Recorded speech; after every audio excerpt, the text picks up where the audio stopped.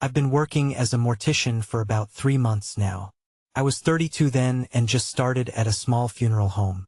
I wanted to pay off my student loans. I felt ready for the job, but I didn't know how my nights would unfold. The nights were long and quiet.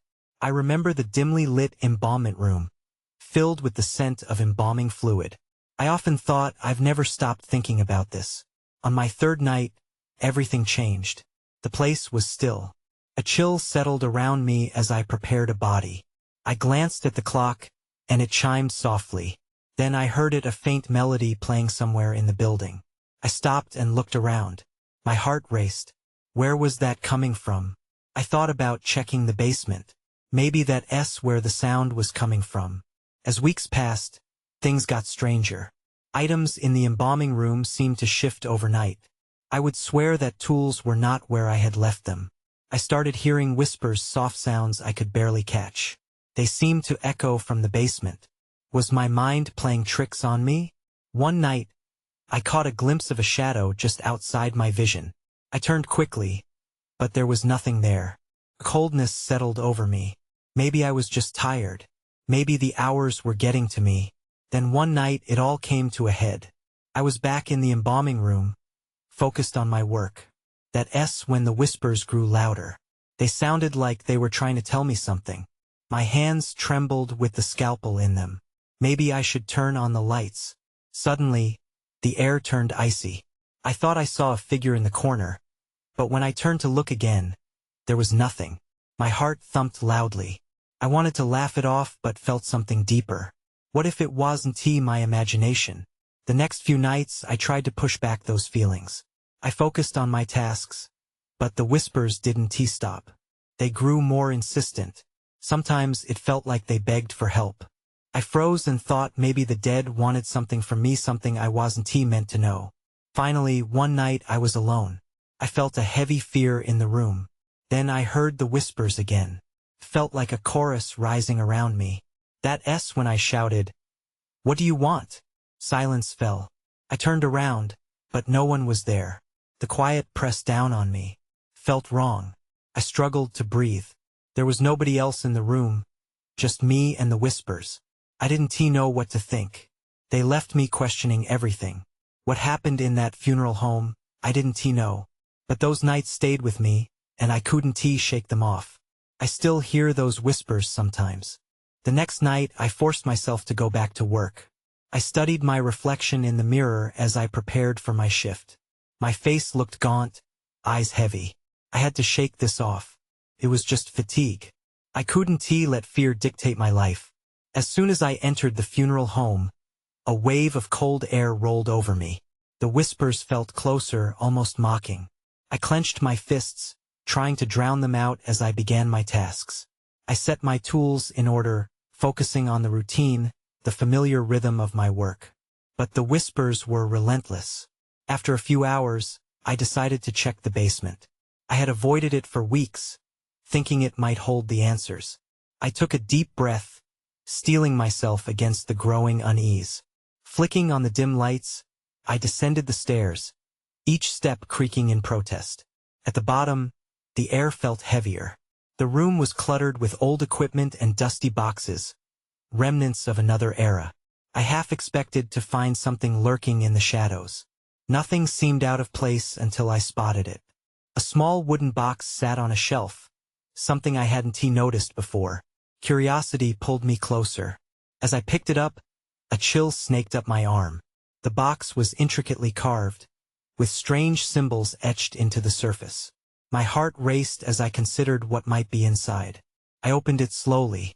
Inside lay a stack of yellowed photographs. They were old, faded images of people I didn't recognize. My stomach knotted. Why were these here? I flipped through them, and my breath caught when I saw a picture of a woman holding a child. She looked eerily familiar, but I couldn't place her. Then I heard a soft creaking sound behind me. My heart pounded as I turned, but the basement stood empty, still and silent. The whispers grew louder, filling the air around me. The fear pricked at me, urging me to leave, but my hand tightened around the box, unwilling to let go. Suddenly, I felt someone brush past me. I whipped around, but still found nothing. My throat dried up, and the room felt smaller, the shadows creeping closer. I turned back to the photographs, but the one of the woman had vanished. In its place was a man, with dark, piercing eyes that seemed to follow me. I staggered back, dropping the box. The photographs scattered across the floor. The whispers morphed into anguished cries, echoing around me. I stumbled back toward the stairs, heart racing, but I hesitated. What were they trying to tell me? I had to know more. Something felt urgent about this moment. I grabbed a few of the scattered photos and bolted up the stairs. The whispers crescendoed behind me as I fled. Once back in the embalming room, I slammed the door shut, breathless. I spread the photos across the table, desperation driving me forward.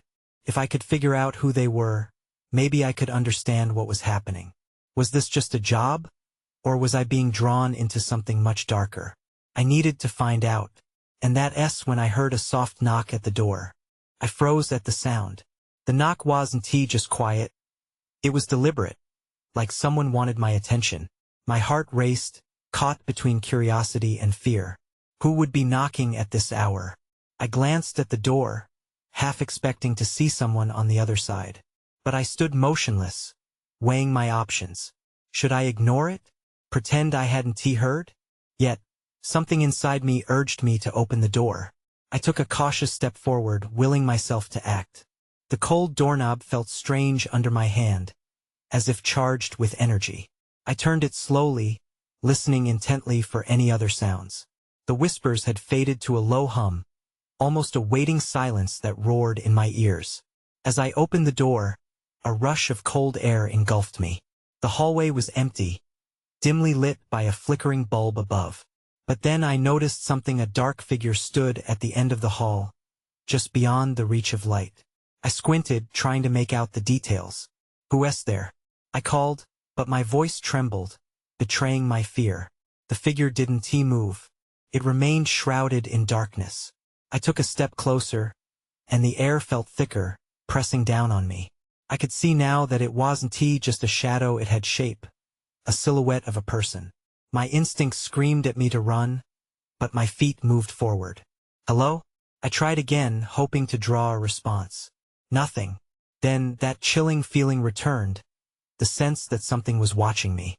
A heartbeat echoed loudly in my ears. I hesitated, blood pounding, torn between wanting to retreat and the unyielding pull of my curiosity. When the figure raised a hand. In the low light, I could make out a palm facing me. Was it a warning or an invitation? I inched closer, my breath hitching in my throat.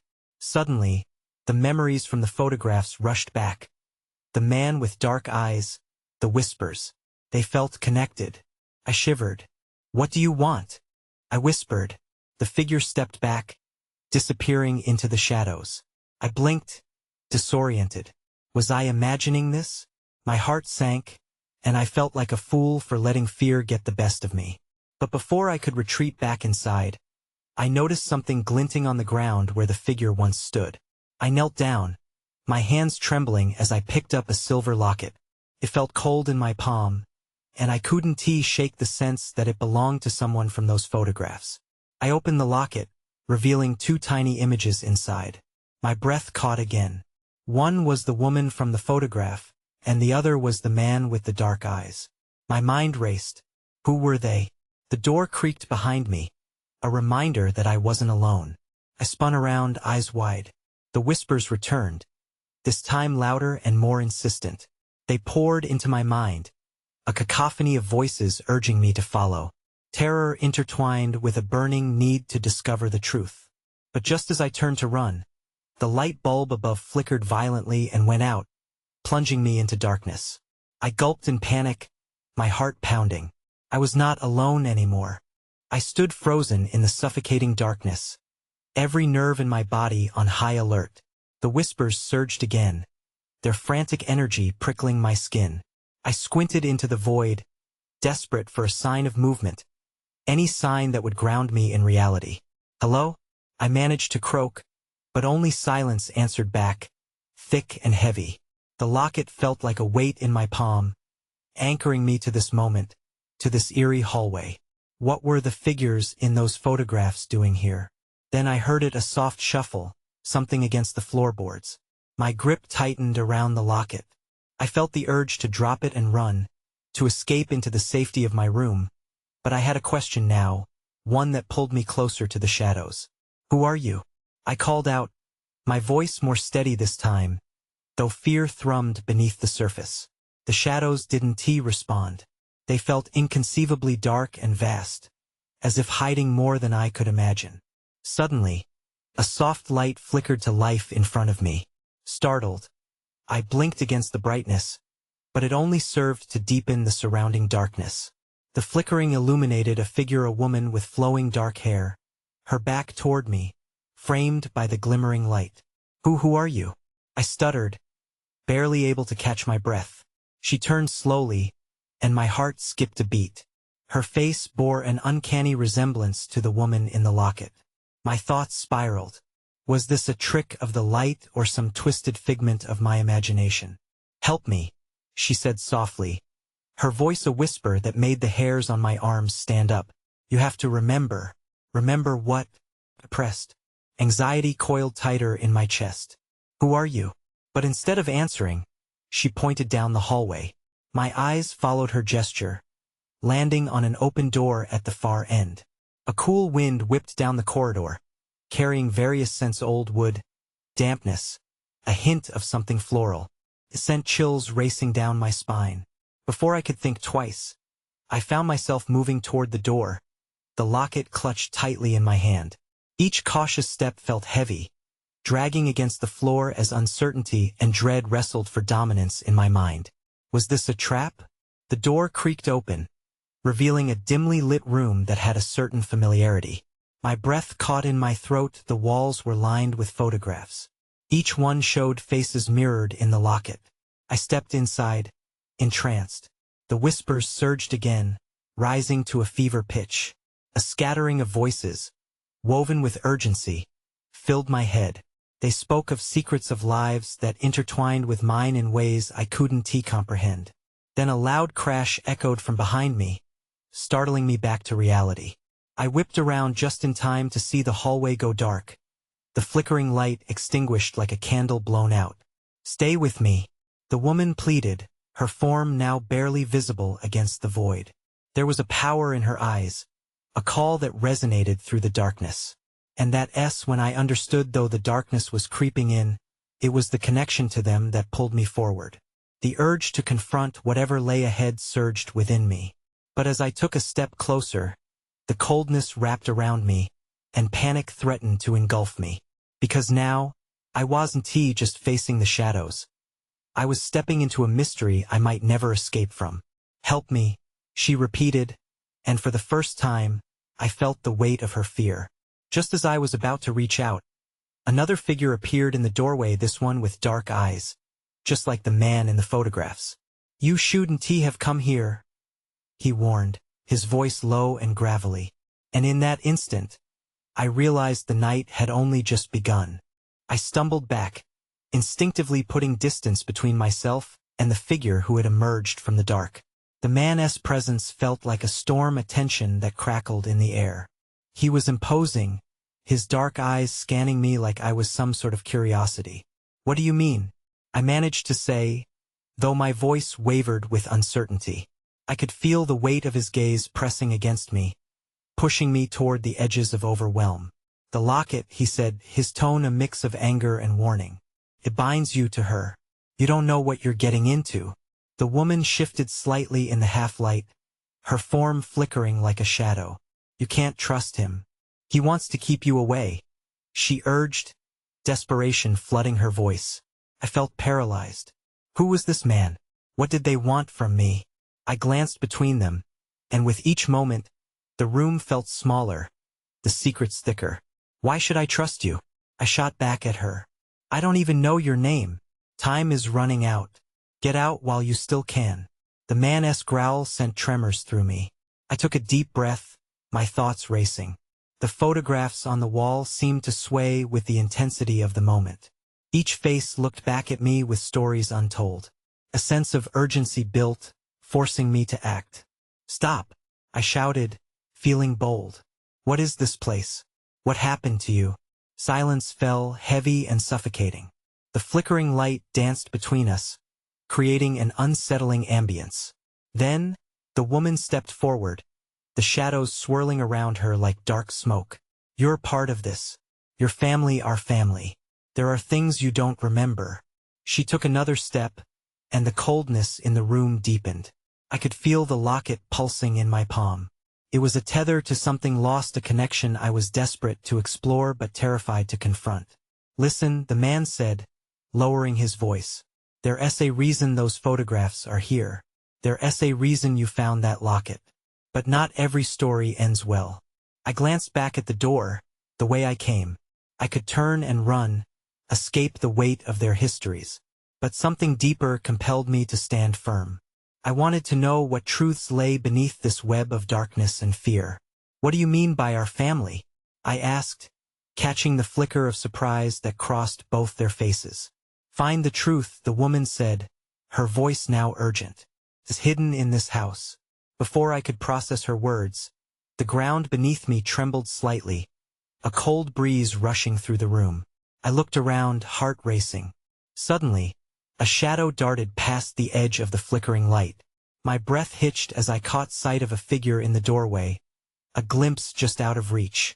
It seemed to whisper my name, a chilling sound that froze the blood in my veins. Then everything went dark. I gasped, jolting awake in complete darkness. Panic clawed at me, scrambling for breath. I could barely see a thing. My heart raced as I strained my ears, hoping to catch any sound. There. A soft rustling came from the same direction as the door. "Hello?" My voice was shaky, barely louder than a whisper. I remembered the last moments before the darkness. The figure in the doorway, it felt too real to be part of a dream. The cold air wrapped around me, and I pushed myself to stand. My palms brushed against the wall, searching for a light switch, anything to illuminate the room. I fumbled, finally finding the switch. My fingers flicked it up, but nothing happened. The darkness swallowed me whole. A chill skittered down my spine as the rustling continued. "Who's there?" I called out, louder this time, trying to sound braver than I felt. But the silence crept back in, thick and oppressive. I felt more afraid than ever, caught in this haunted space. Taking a deep breath, I crept toward the door, my footfalls muffled against the floor. Each step deepened my unease. Just as I reached for the doorknob, the sound came clearer. A soft, raspy whisper floated through the air, my name. "Your name," sent my heart racing again. Using my other hand, I gripped the doorknob, twisting it slowly. A chill ran through my fingers. The door creaked open, revealing dim light from the hallway outside, the glow teasing the remnants of my fear. As I stepped into the hallway, I spotted the photographs again. They felt like eyes looking back at me, but one caught my attention. It was an old picture of a woman, the same woman from the room. Her eyes held a sadness that twisted my gut. They seemed to reach for me, urging me to come closer. "Is this you?" I whispered to the photograph. "No," a voice murmured behind me. I jumped, spinning around to find the man standing there, his silhouette sharply defined against the light. "You need to leave," he insisted, his face tense with urgency. "That thing you felt, it wants you." "What thing? Who are you?" The questions tumbled out, desperate for clarity. "I told you before. I'm trying to protect you." He stepped closer, and the air grew tense again. "You shouldn't be here, you need to find a way out." The locket in my pocket felt heavier, almost like it was alive, pulling me toward something I couldn't see. "You're hiding something. What connects my family to this place? Why are we bound to her?" His expression shifted, the anger falling away. "The locket holds a curse. Your family is tied to a dark history that will repeat if you don't break it." Just then, a loud crash echoed from the back of the house. Instinct kicked in, and I marched toward the sound. I had to know what lay beyond the shadows. As I approached the source, I caught a glimpse of movement. A shadowy figure darted into the next room. I froze. "Wait," I called, my heart pounding. I had to know who or what it was. Then I saw it again, that familiar figure. And the eyes, the sadness, they were unmistakable. "Stop!" I shouted, not sure if I was ready to face the truth that was waiting on the other side of fear. I was frozen for a moment, staring at the doorway where the figure had retreated. I took a step forward, gravitating toward the shadows as if they held a secret meant for me. "What do you want?" I called out, hoping the question would draw her closer. The air felt thick and electric, a tension I couldn't ignore. There was something about her presence, an aching familiarity that drove me. I stepped into the room and flicked on the light. A flickering bulb buzzed overhead, illuminating the space just enough to reveal the remnants of a forgotten, cluttered office. My heart sank as I scanned the walls. More photos stared back at me. I noticed the woman again, but this time there was something different. Next to her picture hung a grimy certificate, mortuary license, it read, with the same name scribbled underneath, Elena Grayson. "Who are you?" I breathed, suddenly breathless. The connection struck me hard. I remembered my grandmother mentioning a distant relative, someone connected to the town's history, who had disappeared years ago. Suddenly, I heard a rustle behind the desk. My pulse raced as I dropped to my knees, peering beneath it. My heart plummeted when I saw her there. Not a ghost, but a girl. She had on a worn dress, and her eyes mirrored the sadness I had seen in the photographs. "Please," she whispered, her voice barely a breath. "You have to help me." "Help you?" I echoed, confused. "How can I help you?" She looked up, her expression pleading. The locket, she pointed to my pocket, her finger quivering. "It's all that's needed to break the curse." I remembered the man's warning. "But you're with the curse. You can't be here. Find the truth," she cried, her voice rising in urgency. "The truth is in the room below." "What room?" I asked, glancing around. The office was cluttered, but there had to be something more beyond this. "Downstairs," she murmured again, her voice fading as the light grew dimmer. I felt the weight of her fear, the desperation hanging in the air like fog. I scrambled back to my feet, 100 thoughts racing through my mind. "Wait, what's your name? I need to know." But the shadows began swallowing her. She was slipping away, her figure flickering like a candle in the wind. "I'm Elena," she managed to say before vanishing completely. "Elena," I whispered, my chest tight with confusion and fear. I had to find her. I had to find out what was happening. I turned and bolted down the hall toward the staircase. Each step felt heavier, a sense of dread settling over me. My mind reeled at the thought of the secrets waiting below. The back of my neck prickled. I could almost feel a presence lurking, watching me. As I reached the bottom step, the air turned icy. I hesitated. Something wasn't right. I peered into the darker hallway below. The shadows felt alive, shifting in the corners of my vision. Then, without warning, I heard it again, the raspy whisper of my name. And this time it was closer than before. "Your name." I shivered, every fiber of my being urging me to run. But I couldn't back down now. I had to know what was down there. I had to find the truth. I steadied my breath and forced myself to take the first step into the darkness. The light from above faded as I descended, leaving only the dimest glow from the distant end of the hallway. Each creak beneath my feet echoed, amplifying the tension that wrapped around me like a heavy blanket. At the bottom, I paused again, my instincts screaming to turn back. But the image of Elena's desperate face drove me onward. I stepped forward, glancing around. The hallway was lined with doors, each one seeming to whisper secrets untold. "Where do I go?" I muttered to myself, searching the nearest door. It was slightly ajar. The faintest flicker of light seeped through. With a nudge, it swung open, revealing a small room cluttered with old furniture and dusty boxes. I took a cautious step inside. The air felt thick here, laden with memories.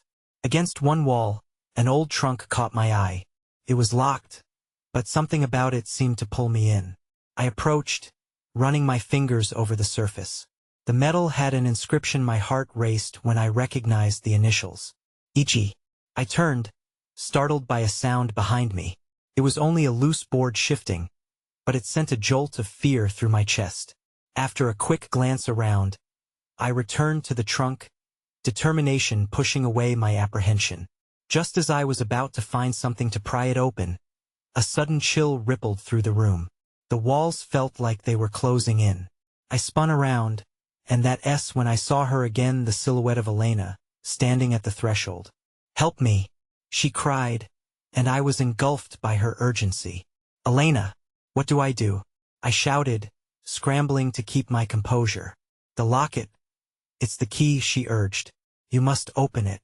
Find what's inside."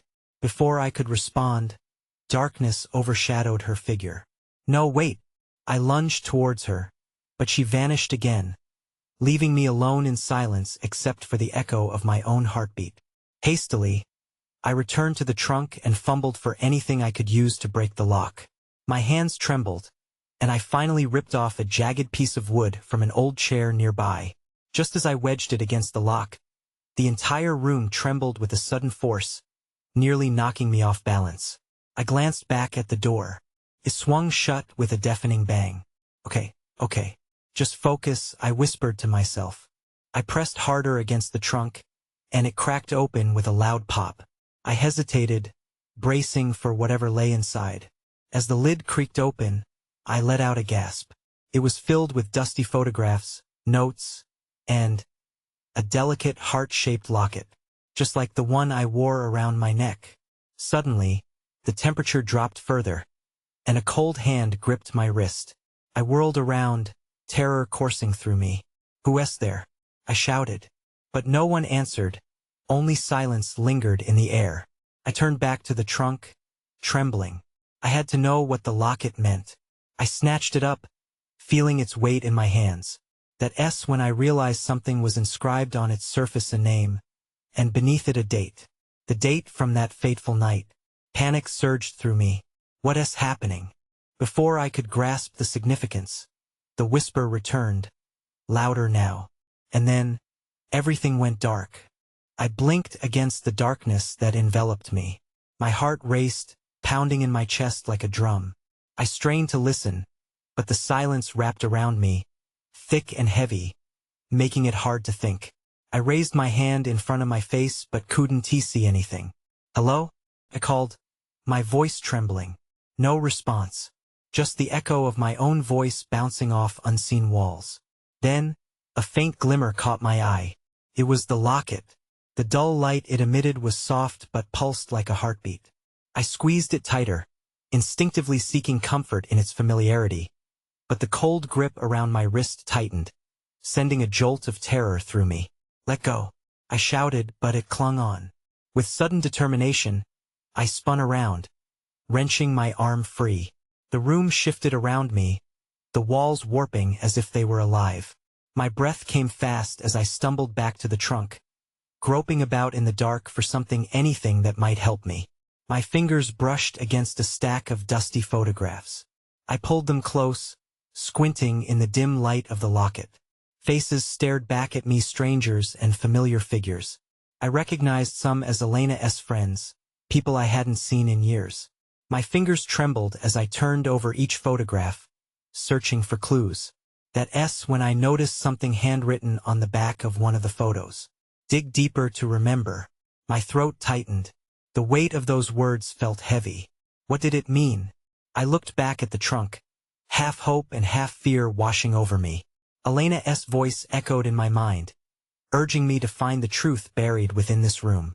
Suddenly, the floor beneath me shuddered, and the darkness thickened again. A faint whisper curled around the edges of my consciousness, and I felt a presence looming. I turned, bracing myself, but still saw nothing. "Come on," I yelled, frustration spilling over. "Show yourself." Everything went still, like the calm before a storm. I took a shuddering breath, summoning courage, and delved deeper into the trunk. As I sifted through brittle, yellowed notes, one paper fell out and fluttered to the floor. I bent down to pick it up, and my eyes widened. It was a letter addressed to me. "Are you ready to uncover the truth?" It read.